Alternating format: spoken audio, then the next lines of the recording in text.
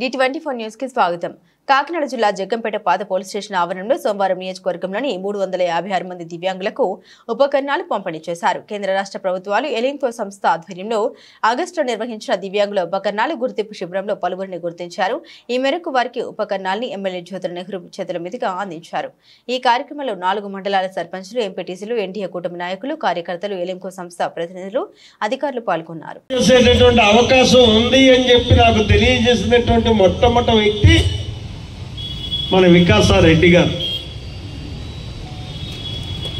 ఆయనంతటా ఆయన వచ్చి ఎప్పుడో 30 సంవత్సరాల క్రితం మనం ఈ రకంగా మా సంస్థ ఉందండి, వికాస సంస్థ. ఈ సంస్థ ద్వారా వికలాంగులకి సహకారం చేయడానికి అవకాశం ఉంటుంది. పెద్ద మొత్తంలో కాకపోయినా చిన్న చిన్న మొత్తాలు, ఇందాక అప్పలాయర్ చెప్పాడు ఆర్థిక సహకారం అని చెప్పేసి, ఇవన్నీ ఆయన సూచించినటువంటి సూచనల ప్రకారం మేము చేసినటువంటి సహకారాలు. ఆ రోజుల్లోనే బళ్ళు ఇచ్చాం, ఆ రోజుల్లోనే చెవిటి మిషన్లు ఇచ్చాం.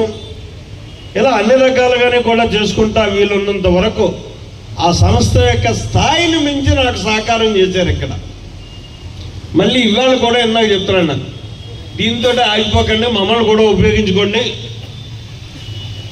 మేము కూడా మీకు కావాల్సినటువంటి సహకారాన్ని అందిస్తాం, సుమా మర్చిపోకండి మమ్మల్ని అని చెప్పి. అంటే మనసు ఉన్నటువంటి మనిషి చేసేటటువంటి ఆలోచన విధానం ఆ రకంగా ఉంటుంది. ఇటువంటి కార్యక్రమాన్ని ఆలోచన చేసింది, ఈ అవకాశాన్ని మనకి ఇచ్చింది కేంద్ర ప్రభుత్వంలో ప్రధానమంత్రిగా మోడీ గారి యొక్క నాయకత్వంలో ఈ వ్యవస్థ నడుస్తుంది. ఆ వ్యవస్థ ద్వారా మనకి ఈనాడు ఇన్ని కార్యక్రమాలు ఉపయోగించుకుంటే, ఇంకా ఎన్నో కార్యక్రమాలు ఉన్నాయి అక్కడ ఉపయోగించుకుంటే. అయితే అక్కడ దాకా వెళ్ళే పరిస్థితి మనకు ఉండాలి. ఉంటుందనుకున్నాం, అదృష్టం కలిసి రాలేదు. నిజంగా వచ్చుంటే ఢిల్లీ నుంచి ఎన్నో తెచ్చుకుందాం, ఎంతో అభివృద్ధి చేసుకుందాం. సరే, ఇంకొక రోజు వస్తుంది. ఇక మీ అందరినీ కూడా నేను కోరుకునేది ఏంటంటే, చాలా కాలాతీతమైంది, చాలామంది పెద్దలు మాట్లాడారు. మీరు మీ వస్తువులన్నిటినీ కూడా పరికరాలు తీసుకెళ్ళి ముందు వాటిని ఎలా ఉపయోగించుకోవాలో నేర్చుకోండి.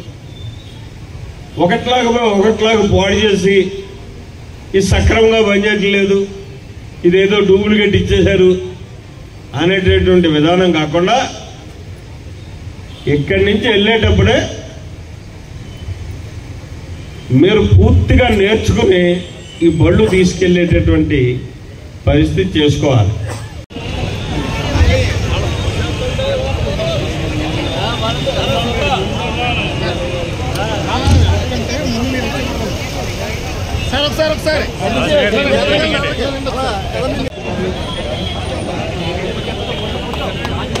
మన ఈ నియోజకవర్గంలో ఉపకరణాలు పంపిణీకి సహకరించిన సీఈఓ గారికి మన గౌరవ శాసనసభ్యులు గారు సత్కరిస్తున్నారు. అలాగే వికాస్ సత్కరిస్తున్నారు.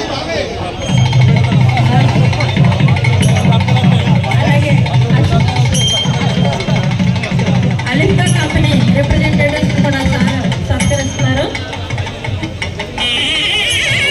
మన నియోజకవర్గంలో ఈ యూనిట్లు రావడానికి సహకరించారు. మళ్ళీ భవిష్యత్తులో కూడా ఇంకా చాలా మంది ఉన్నారు, అందరికీ కూడా సహకరించాల్సిందిగా కోరుతున్నారు.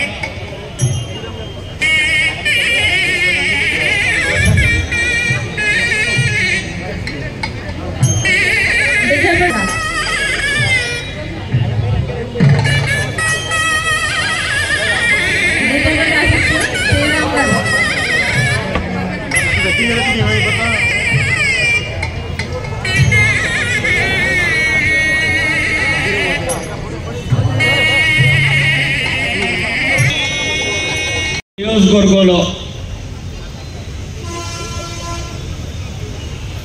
దివ్యాంగుల సంక్షేమ దినోత్సవం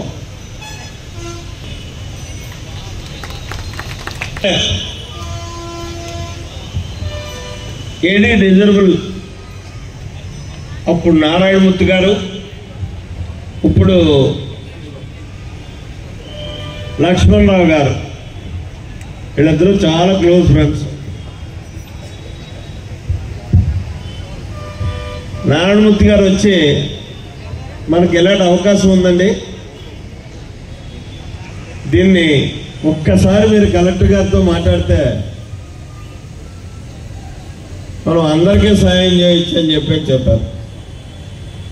మాట్లాడటం ఏంటి, స్వయంగానే వెళ్ళి మాట్లాడదాం అని చెప్పి స్వయంగా వెళ్ళి నేను మాట్లాడటం, ఆయన వెంటనే జగంపేటలో క్యాంపు నిర్వహించుకోండి అని చెప్పాను. చెందేటటువంటి విధానంలో ప్రణాళికలు రూపొందించుకుని మనం పనిచేయగలిగితేనే, అందులో మీరందరూ భాగస్వాములు కాగలిగినప్పుడే మనం అభివృద్ధి చెందడానికి అవకాశం ఉంటుంది. ఆ అవకాశం వచ్చే వరకు కూడా ఇటువంటి సంస్థల ద్వారా, వివిధ ఆర్గనైజేషన్ ద్వారా మనం సహకారం పొందాల్సిందే.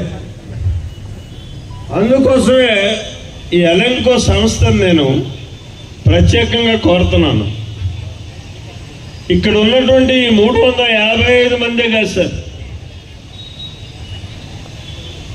ఇక్కడ వివిధ రకాలైనటువంటి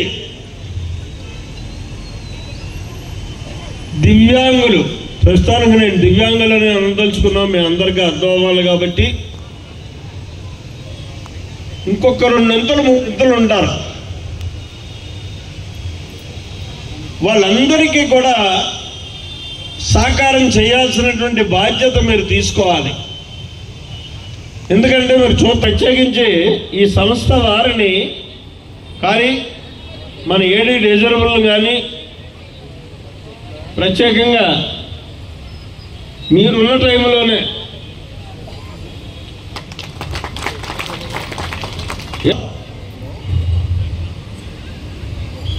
చిన్న చిన్న వ్యాపారాలు చేసుకొని బతకగలిగేటటువంటి పరిస్థితికి వచ్చేటటువంటి అవకాశాన్ని మనం కల్పించాలి. ఇక్కడ ఆడవాళ్ళ మగవాళ్ళ అన్న చూడక్కర్లేదు, ప్రతి వారు కూడా చిన్న చిన్న వ్యాపారాలు చేసుకుని బతకగలిగేటటువంటి పరిస్థితి ఉంటుంది. ఆ రకంగా సహకరించాలని చెప్పేసి మనవి చేసుకుంటూ, మళ్ళీ తొందరలోనే మరొక అవకాశం ఇచ్చి, ఈసారి ఇచ్చేటటువంటి అవకాశాన్ని 4 రోజులుగా పెట్టి 4 మండలాల్లోనూ కూడా క్యాంపులు పెట్టి, ఆ 4 మండలాల్లో ఉన్నటువంటి ఈ దివ్యాంగులందరినీ కూడా గుర్తించి లబ్ధి పొందనటువంటి వారికి కూడా ఈ రకమైనటువంటి సహకారాన్ని అందించే విధంగా ఇట ఎలెంకో ప్రభుత్వ పరంగా మన పీడీ గారు సహకరించాలి, అలాగే కలెక్టర్ గారు సహకరిస్తారు. ఎందుకంటే మంచి మనసు ఉన్నటువంటి మనిషి కలెక్టర్, మన అదృష్టం అది ఇవాళ ఈ జిల్లాకు రావడం. నేనేం చేయాలని చెప్పేసి తిరిగి అడుగుతాడు.